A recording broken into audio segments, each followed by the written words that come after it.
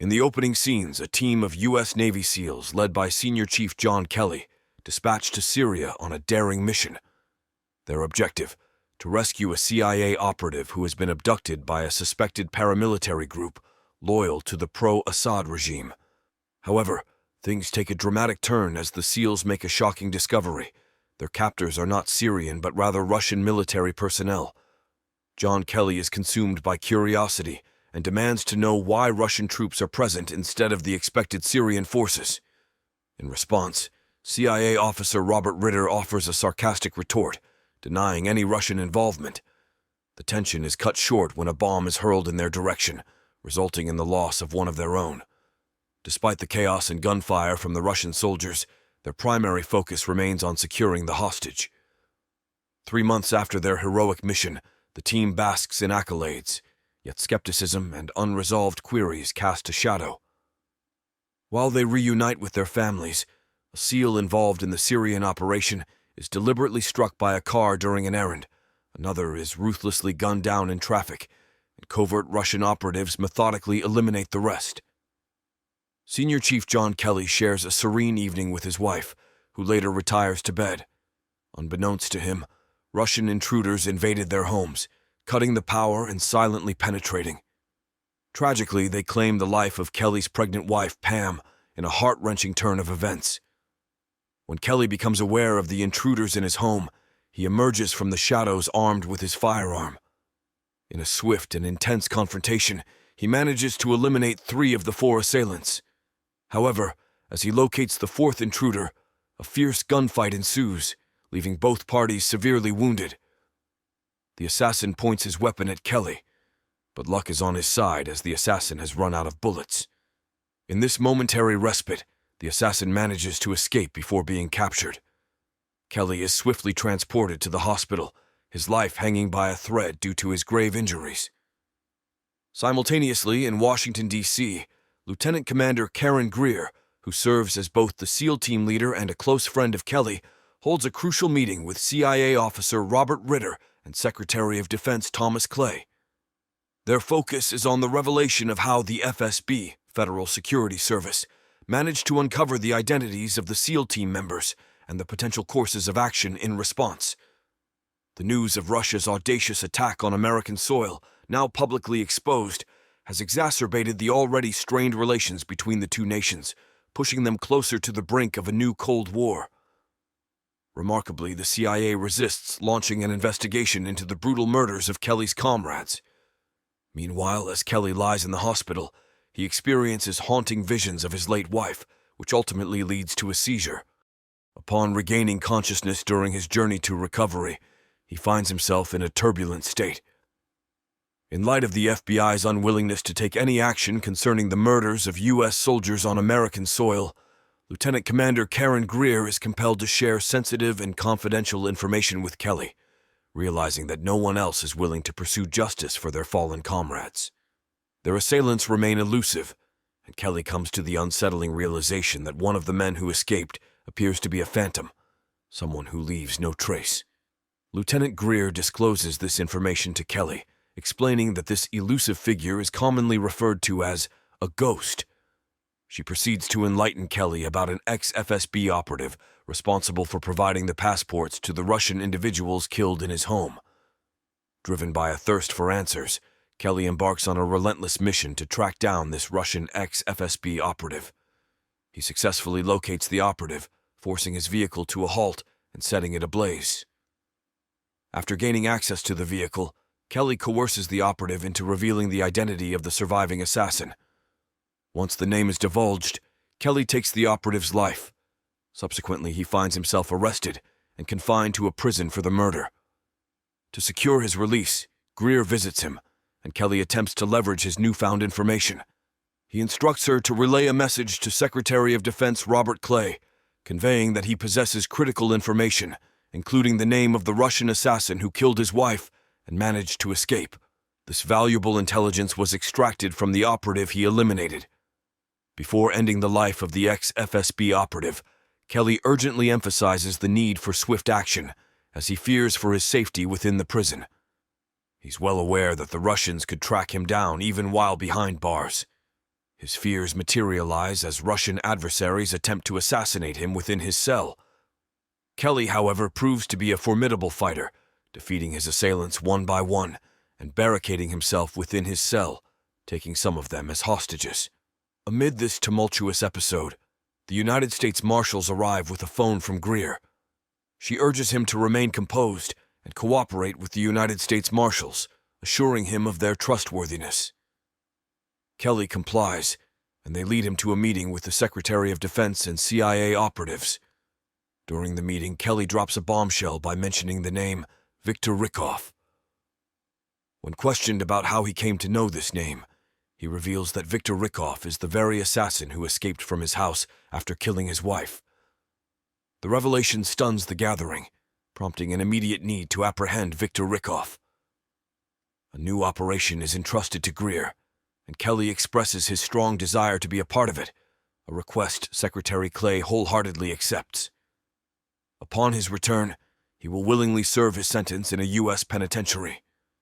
Kelly embarks on a flight to Murmansk, Russia, alongside Greer and a covert CIA black operations team. During their journey, Kelly confides in Greer, sharing a chilling revelation from the moment he took the life of the ex-Russian FSB operative.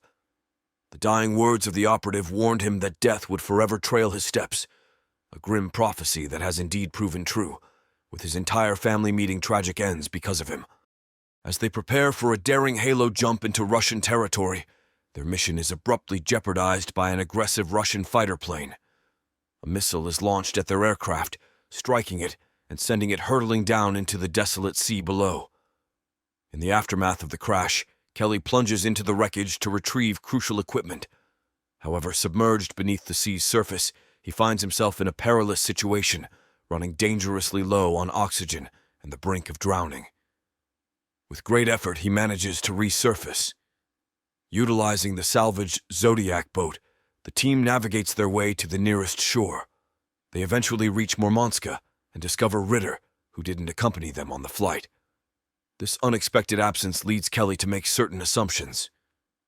Amid a heated argument, Kelly holds Ritter accountable for their aircraft's crash and the compromising of their intelligence.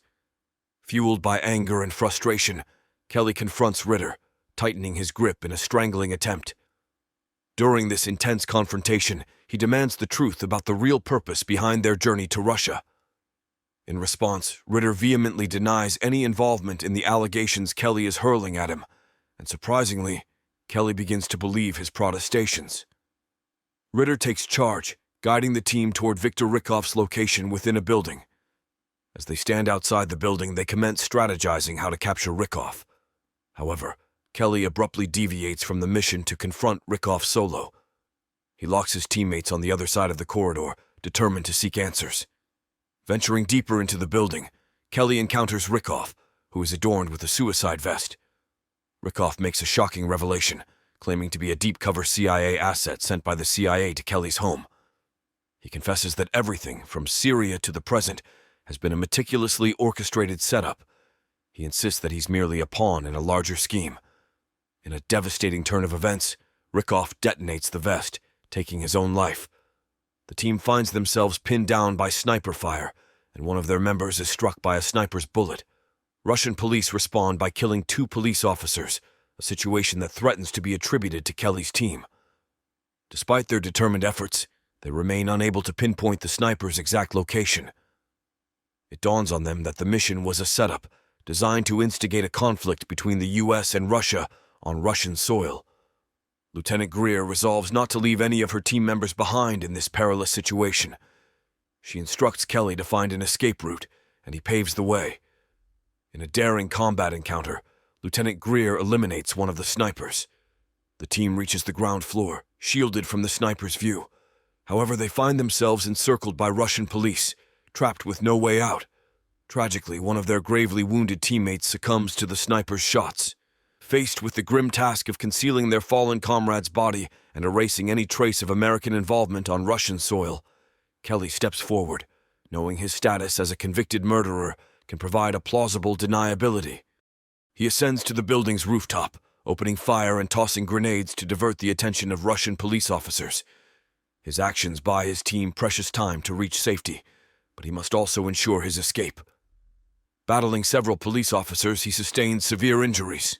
Kelly orchestrates an explosion as a diversion and seizes a Russian police uniform, successfully disguising himself.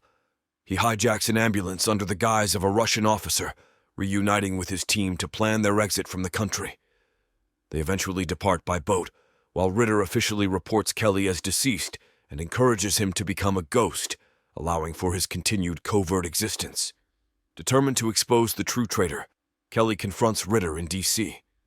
Expressing his disillusionment with Ritter's character, he strangles the Secretary of Defense into unconsciousness and then transports him while bound for interrogation.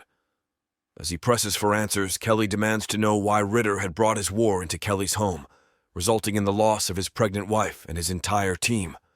To extract the truth, Kelly resorts to threatening Clay's family, including his daughter, wife, and son. Clay eventually admits his involvement in intelligence leaks and engineering conflicts between the USA and Russia. He confesses to orchestrating a war to stimulate the economy and foster national unity. In a final, poignant moment, Kelly insists Clay acknowledge his wife's name before his impending demise. Kelly drives the car off a bridge, bringing their confrontation to a dramatic end. In a haunting moment, at the bottom of the Potomac River, Clay Finley utters the name of his late wife, Pam, as their car sinks into the depths, sealing his fate. Kelly, consumed by visions of Pam, feels her eternal presence with him.